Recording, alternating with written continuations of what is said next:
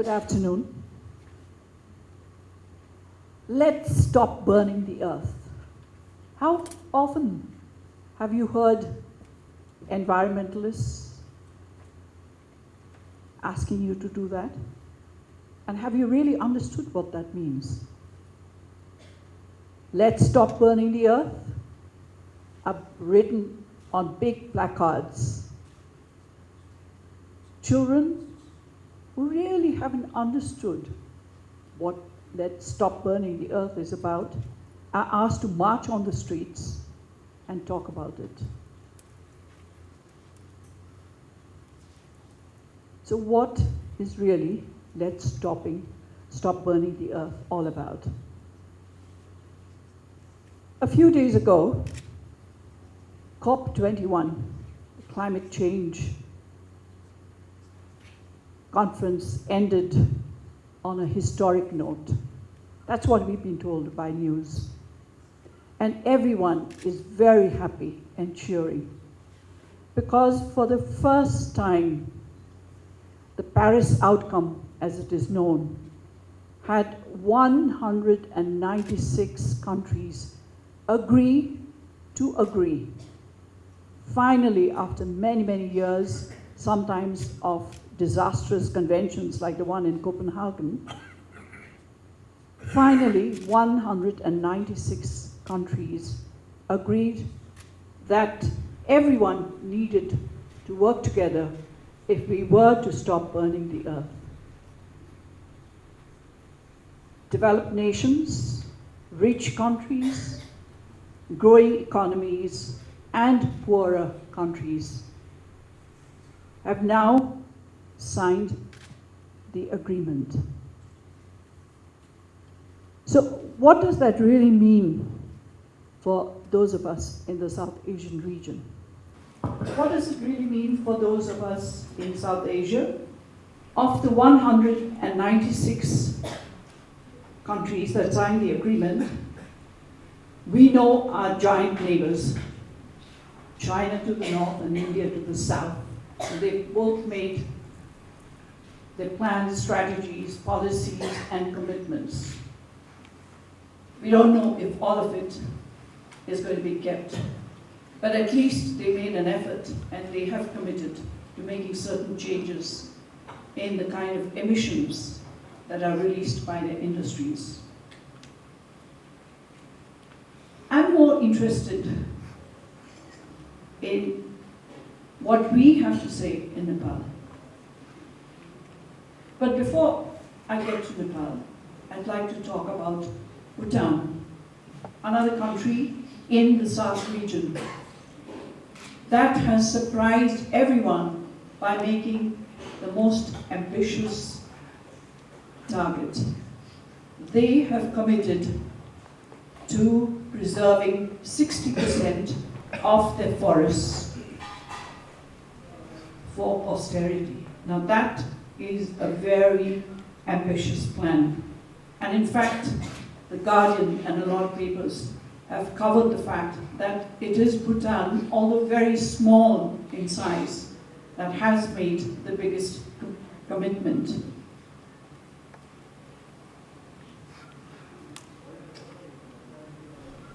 What about those of us in Nepal? As usual, we had a very strong attendance, but we were not in the 146 countries that went there with plans or programs. As usual, our representatives went, attended the meeting, signed the agreement, and have come back. So now, the crux of the matter is on people like you, like me, like those of us who have made it our passion and our commitment to contribute to environmental change. Experts, environmentalists tell us that Nepal has a lot of challenges, the major of which is air pollution, garbage, and of course the effects of it on our health. So why are we still struggling with garbage? Why are we still struggling to have clean air in this country? I believe that a lot of the challenges come, one, because of our attitudes and our beliefs that are so deeply ingrained in us. And the second, of course, is that we try to solve our challenges and problems sitting inside five-star hotels, hosting workshops, and just talking. Let's look at this picture for a while to understand where we stand. You know, in Nepal, especially in Kathmandu and in other urban areas, we stand straddled literally between two worlds. Our traditions that tell us that we shouldn't touch garbage because that's the sweeper's job. And yet, we have the latest technology and we have thinking minds. So, what makes us the so-called elite, the educated people who understand environmental issues, cover our noses, as the gentleman in this picture, and just walk away and say, that's not my responsibility? Why do our school systems teach children, teach high school kids that the faster you can run away from your problem, it's no longer there? We have our age-old beliefs where we pray to our gods, to our different gods, to protect us from all evil. And what do? Next to those very sacred places, we throw all our garbage there. Because God will protect us against whatever happens, health-wise, whatever, because of this garbage. And you know, the pressures are so much that we'd rather release all our tensions into the river, where there may be someone else downstream who's trying to cleanse themselves.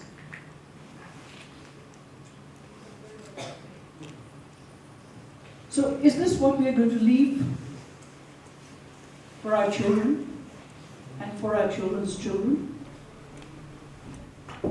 How do we ensure a better tomorrow for a child who should grow up playing with earth, because that's what makes the child feel for the earth, and yet at the same time have access to beautiful, clean environments and technology at the same time? What is it that we, sitting in this room today, can do about this? My 48 years of experience of teaching, training, teaching 8-year-old kids, training middle-aged women, working later with college-going kids, then high school kids, and then again back to juniors, has taught me that when you help people that you learn with, that you work with, to see, to feel, and to understand, that creates the right kind of atmosphere. Because textbooks, I was helping my granddaughter with her homework the other day, and I didn't understand a single word that the textbook was trying to tell me in terms of environment. So how do children learn about environments if the textbook is so boring and so high-flying in language? What can we do? You know, experience has again taught me that if you challenge young people to find solutions, they will ultimately find solutions. But we have to create the right environment for them. And so I started by planting trees with children. because I felt they needed to feel, touch the soil, and know it's okay that you don't become a low caste just because you dig the garden and you play with dirt and you separate the garbage. I wanted them to learn about dignity of labor. The idea I'm going to share today is related to this place, Tinkune. It stands as a solitary testament to what we have not been able to do. I propose that for us to help people of all ages, whether it's a 1-year-old child or a 99-year-old person, to really experience what a clean, healthy environment would mean for us. And so I would like to propose Vasundhara, a garden dedicated to Mother Earth and to the 5 elements, to be built in the place that currently just has been barricaded with blue corrugated iron sheets, which hides dirt and garbage. The concept is that in the center of this garden, we would build a dome representing the earth, standing on its axis. The dome, which I've called Bhumi, because Bhumi is earth for us in Nepal, would allow an interaction amongst young and old, amongst practitioners, amongst those wanting to learn, because it would house the kind of facilities that promote this interaction and the learning. And so I believe that we need to have more spaces like this, where we can talk, where we can demonstrate, where we can interact, where we can share. Energy. Now to connect to the Paris outcome and lowering fuel emissions, lowering emissions so that we don't burn the earth. This portion of the garden would teach all about energy. Clean energy, alternative energy, traditional energy used wisely. It worries me each day that because of the present embargo, that we are burning so much of fossil fuel. So what could be alternatives in the future if we were to face a similar situation again? Not only would this garden talk about energy and demonstrate that, but it would also allow people to come to the garden and learn about our traditional herbs and spices, how to cook. So make it fun, not just a serious lesson where you move from object A to object B to object C, but somewhere where you could get on hands-on learning experience. The other major problem we've been told is our air pollution, and don't we know it? But we forget that there are very simple solutions to having clean air. And these would be demonstrated not just through exhibits, but through experience, through sounds, because you can't see air. So we would place flags that would flutter in the wind. There would be exhibits that would make you experience what a real storm would be. And so, what would wind energy do if we utilized wind energy in Nepal? What are some pollution control measures that each one of us on a daily basis could apply in our homes and in our offices and in our learning centers? I visualize a skywalk. Very often at night, when the stars are out shining bright. We like to look up at the sky. I believe for a lot of us, it would be fun to walk along the skywalk and pretend we are walking in the universe.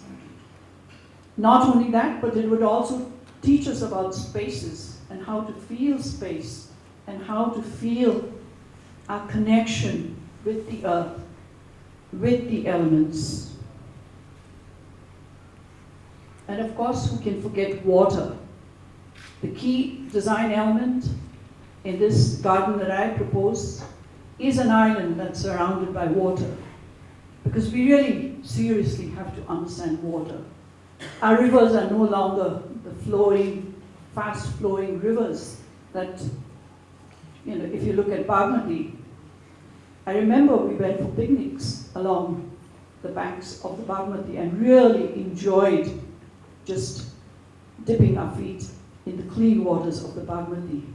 That is no longer possible.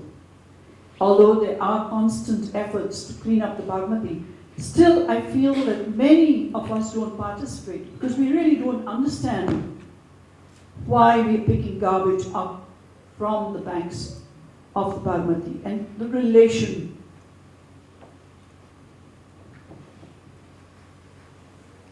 What I really want to say is that I have always believed in the power of beautiful environments.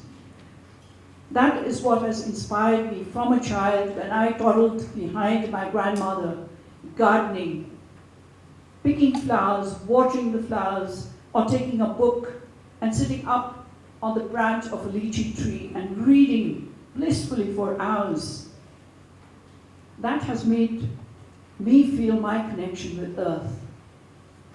So I really feel that we need to create more such spaces if we are to save this, not only the Earth, but save each one of us from whatever we experience every day as we go out of this clean environment, out of Hotel Himalaya, and we step out onto the road. What is the first thing that we see? We see garbage on the streets. We see that someone in a Pajero or a fancy car has just had a bar of chocolate but thrown the wrapper out of this very expensive car. Or when we walk along the road and we see people spitting indiscriminately, not even thinking of the impact this would have on our health.